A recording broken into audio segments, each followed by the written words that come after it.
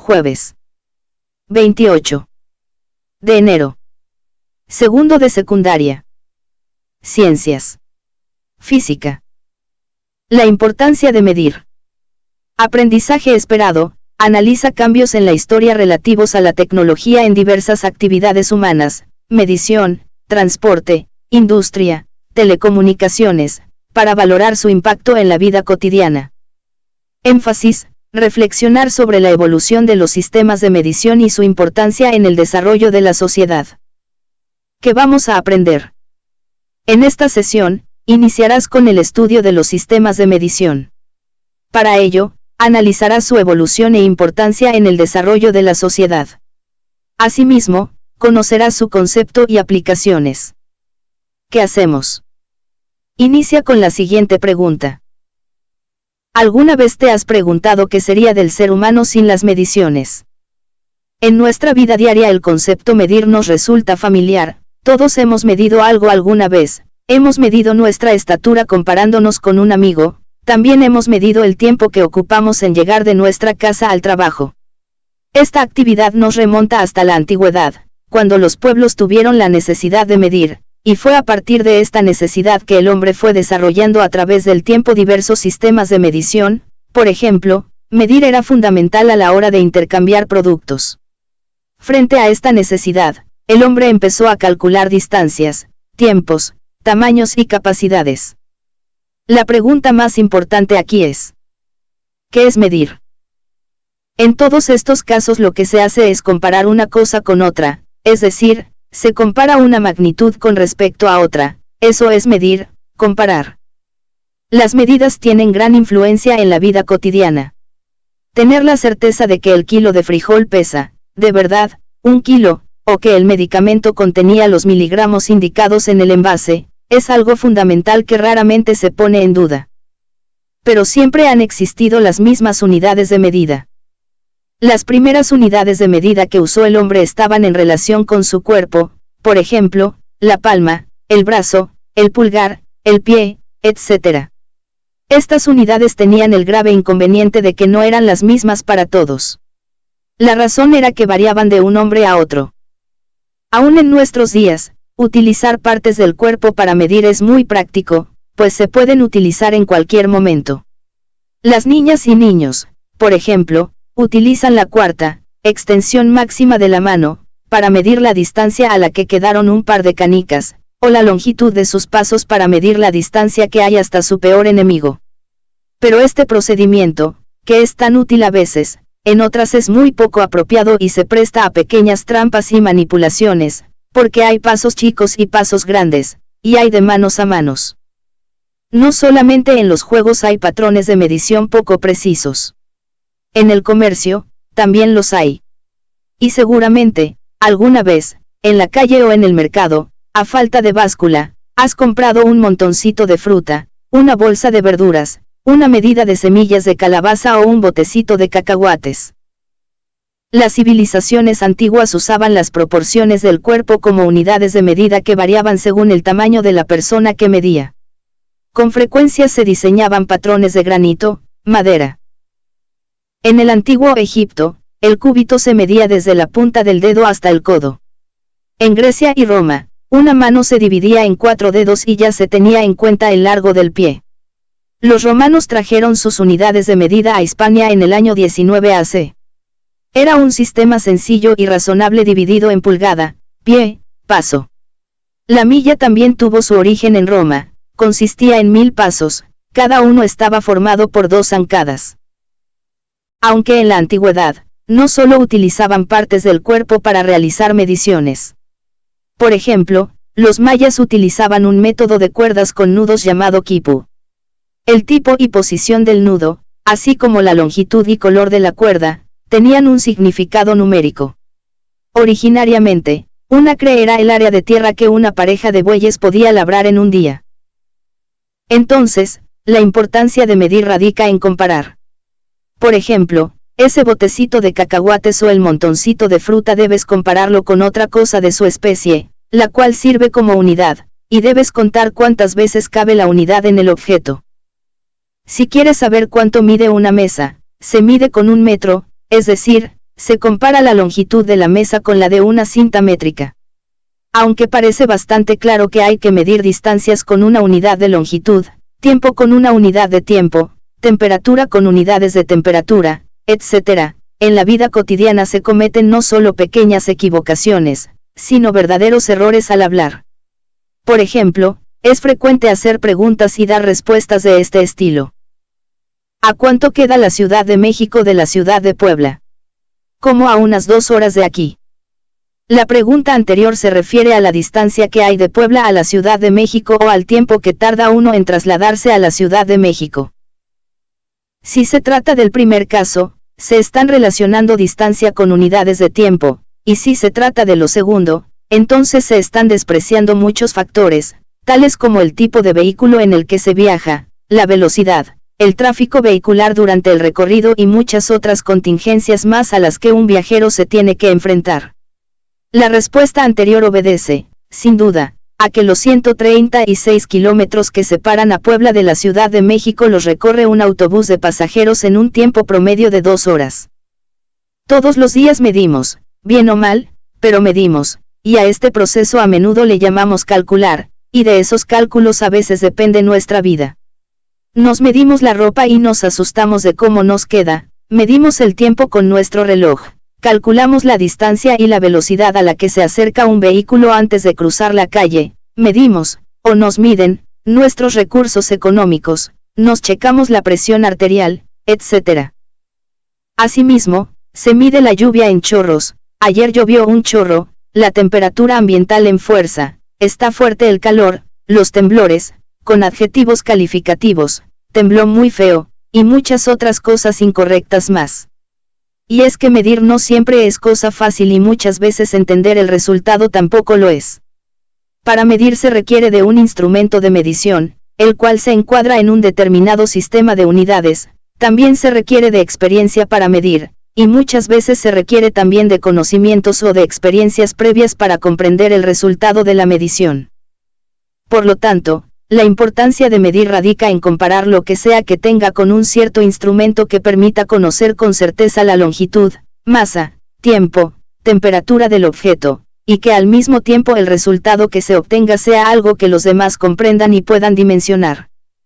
Por ejemplo, en la prehistoria, la medida surge debido a la necesidad de informar a los demás de las actividades de caza y recolección, como a qué distancia estaba la presa, qué tiempo transcurría para la recolección, hasta dónde marcaban los límites de la población.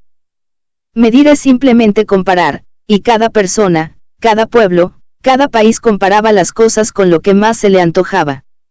Por ejemplo, usaban la medida mano para medir distancias, y aún hoy mucha gente, cuando no tiene una regla o una cinta métrica, mide el ancho de la puerta con la mano o el largo del patio con pasos. El problema con esto es obvio. Todos los seres humanos no tienen los pies ni las manos del mismo tamaño. Los sistemas más raros de medición coexistían hasta la Revolución Francesa, en el año 1789. En esta época de tumulto y grandes cambios, los franceses, enardecidos por su afán de cambiar y ordenar el mundo, decidieron que tenían que fundar un sistema de mediciones racional y único que fuera superior a todos los demás. Mientras los políticos se dedicaban a mandar a sus enemigos a la guillotina, la Asamblea Nacional Francesa le encomendó en 1790 a la Academia de Ciencias que creara este nuevo sistema. El nuevo sistema tenía que estar basado en cosas que permanecieran estables en la naturaleza. No el largo de un pie, porque como bien se sabe, el largo de los pies, como el de las narices, varía de persona en persona. Estar basado en pocas formas de medir que se conectaran unas con otras de manera lógica. Por ejemplo, una vez definido el centímetro, se define el litro como el volumen de algo que entra en un cubo de 10 centímetros de lado, y se define el kilogramo como el peso de un litro de agua. Debía ser un sistema decimal, es decir, donde los múltiplos de las unidades variaran de 10 en 10. Así, un decámetro es igual a 10 metros, un hectómetro es igual a 10 decámetros y así sucesivamente. Después de mucho pensar, los científicos de la época se pusieron de acuerdo en que la unidad de medición debería tener que ver con el planeta Tierra. Y se propuso, ¿por qué no hacer que la unidad de longitud sea la 10.000.000ª parte de un cuarto de meridiano terrestre? Pues un meridiano terrestre es la distancia que va desde el polo norte al polo sur y vuelta al polo norte, es decir, una vuelta completa al planeta pasando por ambos polos. La Academia de Ciencias le encomendó a un grupo de aventureros que fueran a medir, no todo un meridiano, que es muy largo, sino un cuarto de meridiano, que igual es bastante. Estos medidores midieron la distancia de la ciudad de Dunkerque, Francia, hasta la de Barcelona, España. A partir de esa medición y mediante observaciones astronómicas se pudo calcular el largo del cuarto de meridiano terrestre. A ese número se le dividió por 10 millones. El largo que resultó de esa cuenta se usó para fabricar una barra de platino, que se bautizó con el nombre de metro. Entonces, se hicieron y guardaron varias copias del metro patrón en una bóveda de seguridad, protegida de la herrumbre, el frío, el calor y los ladrones. También se decidió que el kilogramo sería, por definición, el peso del agua que cabe en un cubo de 1/10 de metro de lado, es decir, 10 centímetros. También se construyó y guardó una pesa patrón de exactamente 1 kilogramo junto con el metro. A partir de ese momento, todas las mediciones fueron comparadas con esa barra y esa pesa de platino. El kilo es uno de esos conceptos que se usan tanto que, raramente nos detenemos a pensar en él. Se compran frutas y verduras por kilo. ¿Pero qué es un kilo? Se sabe que el metro es una unidad inalterable que se define, oficialmente, como la longitud del trayecto recorrido en el vacío por la luz durante un tiempo de 1/299.792.458 de segundo. Esta es la referencia oficial que se utiliza para cualquier objeto que se mida en metros o derivaciones de esta medida. ¿Pero qué define que un kilo sea un kilo? Resulta que, hasta el 20 de mayo de 2019, un kilo era, literalmente, un artefacto que se guardaba en Francia bajo 3 llaves. Este objeto de platino e iridio al que cariñosamente le llaman Gran K, es algo así como la madre de todos los kilos del mundo desde su creación en 1889. Pero la historia de esta medida se remonta aún más en el pasado. Originalmente, el kilo, 1000 gramos, se definió como la masa de un decímetro cúbico de agua a 4 grados centígrados.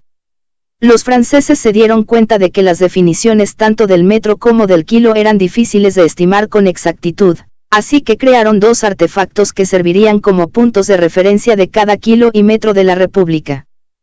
El siglo XIX comenzó agitado para Francia y también para el nuevo sistema métrico que tuvo sus detractores. Sin embargo, para mediados del siglo ya estaba bien establecido y, dada la relevancia del país, también comenzaba a internacionalizarse. En 1875 se firmó el Tratado del Metro, que dio origen a las primeras autoridades e instituciones internacionales en metrología, cuya principal tarea fue la normalización de las medidas, es decir, que un metro, un litro y un kilo sean aquí y en cualquier parte del mundo exactamente lo mismo.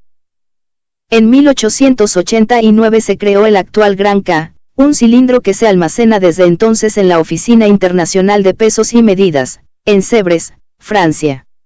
El platino y el iridio fueron escogidos como sus materiales por su estabilidad y resistencia. Hasta hace no mucho, cada pesa se calibra respecto al Gran K, no directamente.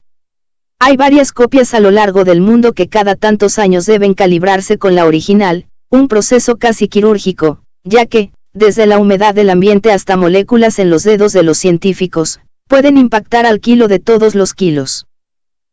El viernes 16 de noviembre del 2018, en Versalles, votaron delegados de los 60 Estados miembros de la Oficina Internacional de Pesos y Medidas de forma unánime, por la redefinición del kilo.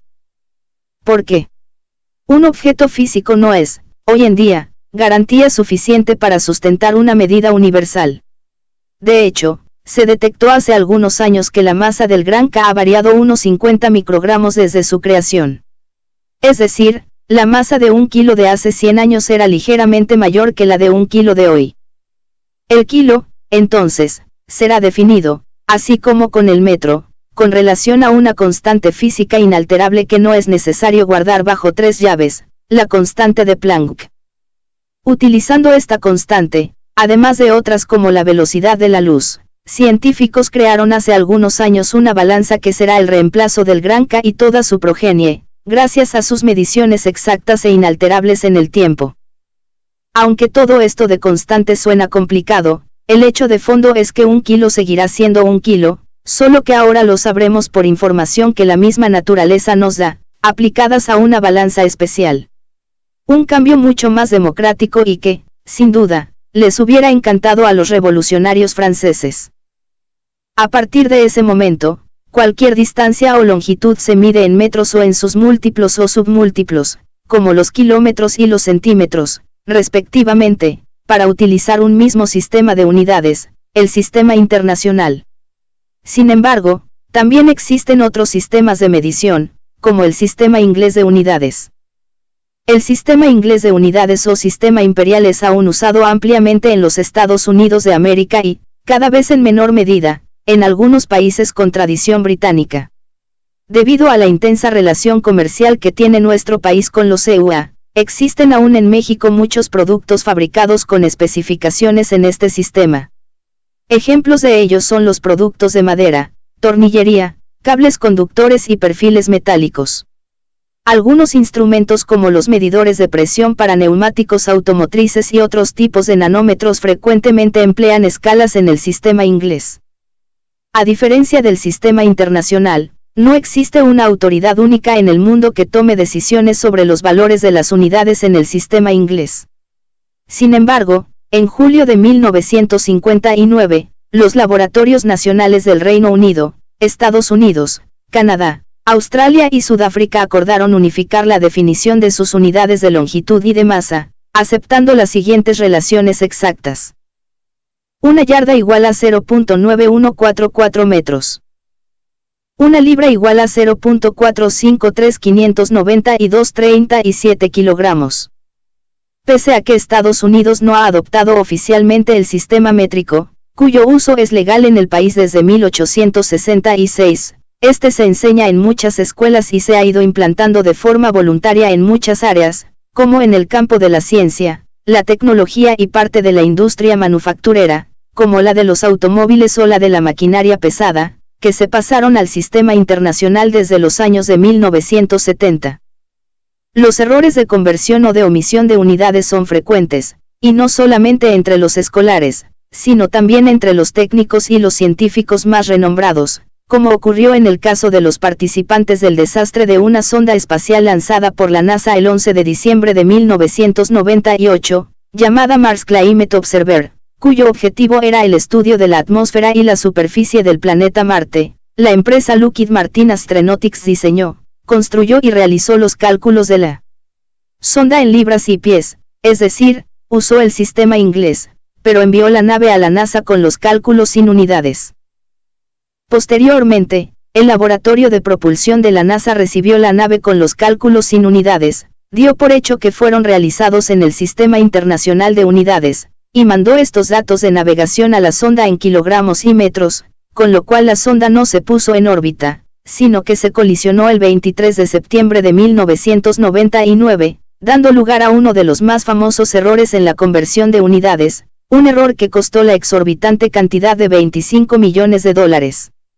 Muchísimo dinero y tiempo que podría haberse ahorrado si todos usáramos el Sistema Internacional de Unidades, cuyos patrones de medición se encuentran depositados en la Oficina Internacional de Pesos y Medidas de Sèvres, Francia. Pero en lugar de esto, la fuerza de la costumbre nos lleva a seguir usando el sistema inglés para reconocer, por ejemplo, la longitud de los clavos, el diámetro de una tubería o la potencia de un motor. Y aunque cada uno defienda lo suyo, es más razonable aún ceder por cuestiones prácticas, como en el caso de la adopción del euro como unidad monetaria, en enero de 2002, por 12 de los 15 países de la Unión Europea. Con esta información, has concluido la sesión. Si deseas profundizar en el tema o resolver dudas, revisa tu libro de texto o recurre a fuentes de información confiables. El reto de hoy. Reúnete con tu familia para reflexionar sobre la evolución de los sistemas de medición, la importancia de medir y hacerlo correctamente. Finalmente, subraya las ideas principales de tu libro de texto en el tema correspondiente. Buen trabajo. Gracias por tu esfuerzo. Para saber más. Lecturas. https://libros.conalitec.gov.mx/secundaria.html